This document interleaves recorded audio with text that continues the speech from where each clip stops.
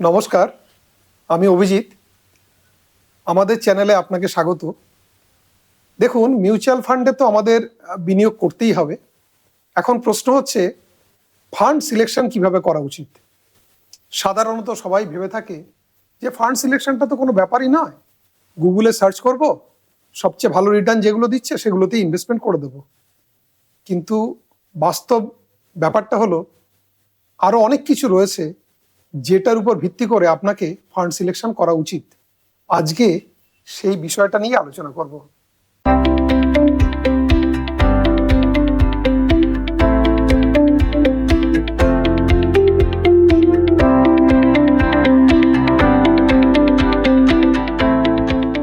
দেখুন, যখন আপনি মিউচুয়াল ফান্ডে বিনিয়োগ করতে যাচ্ছেন, তখন আপনার প্রথম কাজ হচ্ছে ভালো ফান্ড সিলেক্ট করা। ভালো ফান্ড সিলেক্ট কিভাবে করব, কিভাবে করা উচিত, স্টেপ বাই স্টেপ আজকের ভিডিওতে আলোচনা করব। দেখুন, ফান্ড সিলেকশনের ক্ষেত্রে দুটো জিনিস খুব ইম্পর্টেন্ট। একটা হচ্ছে স্কিম সিলেকশন, আরেকটা হচ্ছে পোর্টফোলিও ক্রিয়েশন। স্কিম সিলেকশনের ক্ষেত্রে আপনাকে দুটো জিনিস মূলত দেখতে হবে। একটা হচ্ছে কোন ফান্ড আছে যারা কনসিস্টেন্টলি ভালো রিটার্ন দিচ্ছে, আর সেকেন্ড হচ্ছে আমি যে ফান্ডে ইনভেস্টমেন্ট করছি তার রিস্ক কতটা আছে। পোর্টফোলিও ক্রিয়েশনের সময় আপনাকে কি দেখতে হবে, যে এএমসির মাধ্যমে আমি ইনভেস্টমেন্ট করছি তার কোয়ালিটি, আর একটা দেখতে হবে ডাইভার্সিফিকেশন। বিষয়গুলো আস্তে আস্তে আসছে। দেখুন, সাধারণ ক্ষেত্রে এটা প্রায় 100 জনের মধ্যে 95 জনই এটা করে থাকেন। সেটা হচ্ছে যখনই মিউচুয়াল ফান্ড ইনভেস্টমেন্ট করার কথা ভাবেন, তখন কি করেন, তখন গুগলে সার্চ করেন বেস্ট পারফর্মিং ফান্ড কোনটা, সেটা দেখে জাস্ট সেখানে ইনভেস্টমেন্ট করে দেন।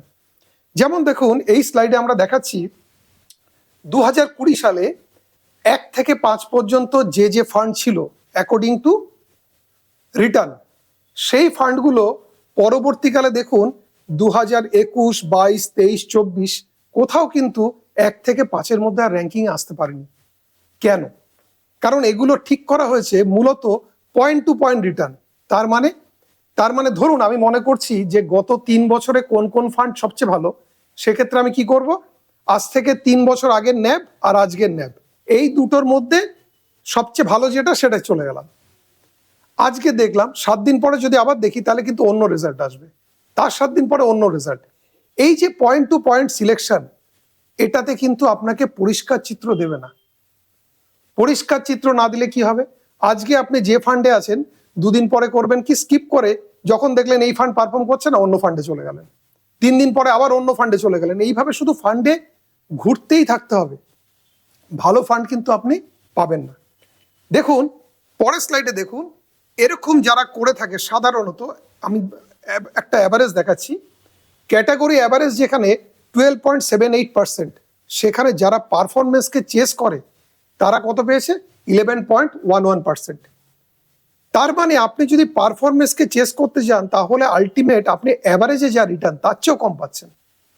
ভালো রিটার্ন তো ছেড়েই দিন, কারণ আপনি কি করছেন, সবসময় বেস্ট পারফর্মিং ফান্ড খুঁজছেন, আজকে এটা, কালকে ওটা, পরশু ওটা, এইভাবে ঘুরে ঘুরে আলটিমেট কিন্তু রিটার্ন ভালো আসছে না। তাহলে রিটার্ন ভালো পেতে গেলে আমাকে কি করতে হবে, এর এক স্টেপ ওপরে উঠতে হবে। সেটা কি, রোলিং রিটার্ন। রোলিং রিটার্নটা কি, ধরুন এই স্লাইডে দেখুন, আমি 2 বছরের রোলিং রিটার্ন বের করার চেষ্টা করছি। আমি কি করেছি, 2015 সাল থেকে 2024 সাল টোটাল ডেটা নিয়েছি, 15 থেকে 17 পর্যন্ত একটা অবজারভেশন নিয়েছি, 16 থেকে 18, 17 থেকে 19, 18 থেকে 20, এইভাবে প্রত্যেক 2 বছরের রিটার্ন আমি বের করেছি। টোটাল অবজারভেশন পেয়েছি কটা, 8টা। এবার এই 8টা অবজারভেশনকে আমি 8 দিয়ে ভাগ করে যেটা পেয়েছি সেটা হচ্ছে আমাদের 2 বছরের রোলিং রিটার্ন। রোলিং রিটার্ন কনসেপ্টটা কি, এখানে দেখুন 2015 থেকে 2024 এই ডেটাটা আমরা নিয়েছি এবং আমরা বের করার চেষ্টা করছি 2 বছরের রোলিং রিটার্ন। তাহলে আমি কি করেছি, 2015 থেকে 17 পর্যন্ত একটা রিটার্ন বের করেছি, 16 থেকে 18, 17 থেকে 19, এইভাবে প্রত্যেক 2 বছরের রিটার্ন বের করেছি। আলটিমেট আমার টোটাল অবজারভেশন এসছে 8টা। এই 8টা অবজারভেশনকে আমি যদি 8 দিয়ে ভাগ করি তাহলে বেসিক্যালি আমি যেটা পাবো সেটা হচ্ছে 2 বছরের রোলিং রিটার্ন। আপনি যদি আরো অ্যাডভান্স স্টেজে করতে পারেন, প্রতিদিনের রিটার্ন যদি বের করতে পারেন তাহলে আরো ভালো ফল পাবেন। এটা কিন্তু অনেক সাইন্টিফিক, আপনাকে অনেক অ্যাকুরেট রেজাল্ট দেবে। কেন বলছি সেটা দেখুন, এখানে আমরা একটা দুটো জিনিসের মধ্যে একটা কম্পারিজন দেখাচ্ছি, পয়েন্ট টু পয়েন্ট রিটার্ন আর রোলিং রিটার্ন। টোটাল 5খানা স্কিম নেওয়া হয়েছে। আপনি দেখুন 1 বছর এবং 3 বছরে যখন পয়েন্ট টু পয়েন্ট রিটার্ন দেখছি তখন দেখলাম 2 নাম্বার স্কিমটা সবচেয়ে ভালো। কিন্তু যখনই আমি রোলিং রিটার্ন দেখছি তখন আমি কি দেখছি, 1 বছরের ক্ষেত্রে স্কিম নাম্বার 5 সবচেয়ে ভালো, আর 3 বছরের ক্ষেত্রে স্কিম নাম্বার 4 সবচেয়ে ভালো। তার মানে বুঝতে পারছেন কত আকাশ পাতাল পার্থক্য হচ্ছে। এবার আপনার পক্ষে যদি এইভাবে রোলিং রিটার্ন বের করা সম্ভব না হয়, তাহলে কিন্তু আপনি ভুল ডেটার উপর বেস করে আপনার ফান্ড সিলেকশন করছেন। এটা গেল 1 নাম্বার প্রসেস। 2 নাম্বার প্রসেস কি, আপনি যে ফান্ডটা নিয়েছেন আপনাকে দেখতে হবে সেই ফান্ডটার ড্র ডাউন কতটা আছে, নিচের দিকে নামার চান্স কত। একটা উদাহরণ দিয়ে ব্যাখ্যা করি।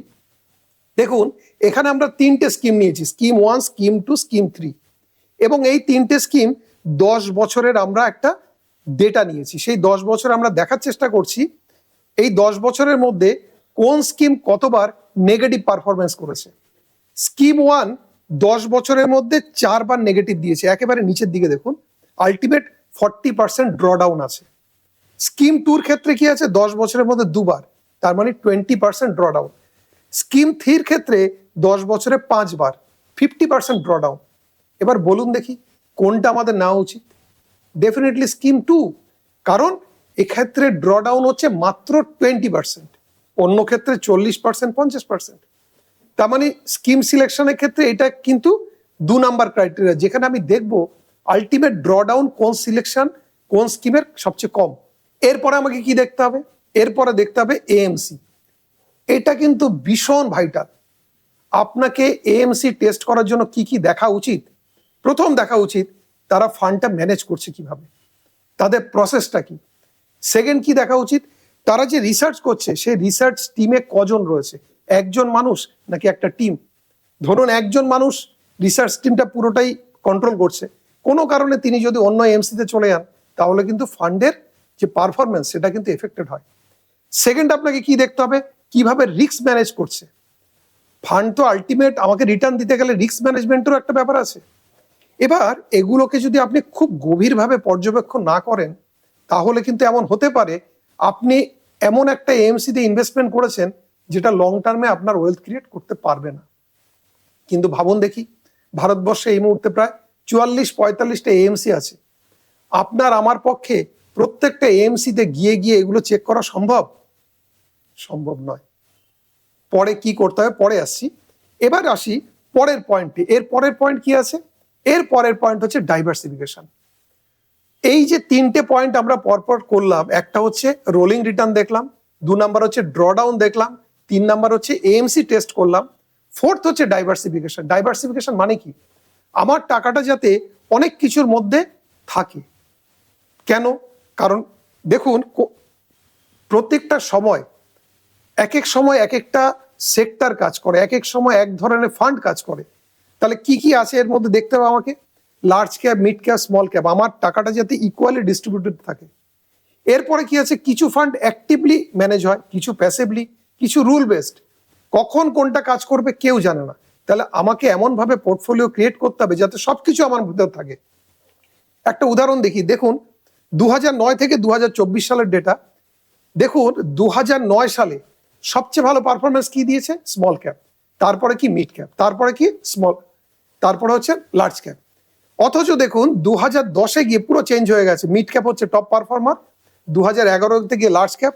এইভাবে প্রতিটা বছর কিন্তু ফান্ডগুলো চেঞ্জ হতে থাকে, একবার লার্জ ক্যাপ, একবার মিড ক্যাপ, একবার স্মল ক্যাপ, এইভাবে ঘুরতে থাকে। তার মানে আপনার টাকার অ্যালোকেশন সব জায়গা থাকা উচিত। আরেকটা জিনিস দেখুন, এখানে 2005 থেকে 2023-এর ডেটা দেখাচ্ছি। এক একটা সময় এক একটা সেক্টর রোটেশন হচ্ছে, কখনো এফএমসিজি ভালো কাজ করছে, কখনো আইটি করছে, কখনো ব্যাংক করছে, কখনো ফার্মা করছে। তার মানে প্রপার ডাইভার্সিফিকেশনও কিন্তু ভীষণ জরুরি। এখন প্রশ্ন হচ্ছে এই সব কিছু করে একজন সাধারণ মানুষের পক্ষে ফান্ড সিলেক্ট করা কি সম্ভব? হতে পারে সম্ভব, কিন্তু প্র্যাকটিক্যালি এটা অসম্ভব। 99% মানুষ যেটা করেন সেটা হচ্ছে লাস্ট 2 বছর, 3 বছর, 5 বছর সবচেয়ে ভালো যে পারফর্ম করছে সেখানে ইনভেস্টমেন্ট করে দেয়, কিন্তু লং টার্মে কিন্তু তাতে আপনার ওয়েলথ ক্রিয়েট হবে না। প্রফেশনালি যারা ম্যানেজ করছেন তাদের সাথে আপনার অবশ্যই বসা উচিত, তাদের পরামর্শ নেওয়া উচিত। তা না হলে এইভাবে ফান্ড সিলেকশন করা অসম্ভব প্রায়।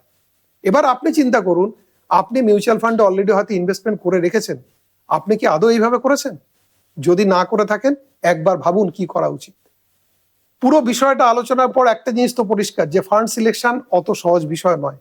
আপনাকে প্রফেশনালি ম্যানেজ করতে হবে এবং তার জন্য একজন অভিজ্ঞ মানুষের দরকার।